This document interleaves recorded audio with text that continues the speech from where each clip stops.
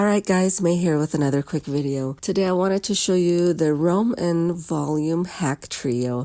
I was sent this item to test it out and share my experience about it. So let's get it opened up and I'll show you what it looks like. This package has a 3-step K-Beauty lip routine. We have the Precise Lip Matte Pencil. There's also the Hydrating Lasting Melting Balm as well as the High Shine Lasting Color Gloss. And this set has the Sweet Fig shades that are universally flattering and a great option for either cool, fair, or dark skin. This lip set is also specifically formulated to help with soft, smooth lips, and it glides effortlessly without any stickiness. The non-sticky experience plus high shine finish makes it a great option to comfortably wear it throughout the day. If you are in the market for a Korean lip combo, either for yourself or to give as a gift for special occasions, this is definitely worth looking into.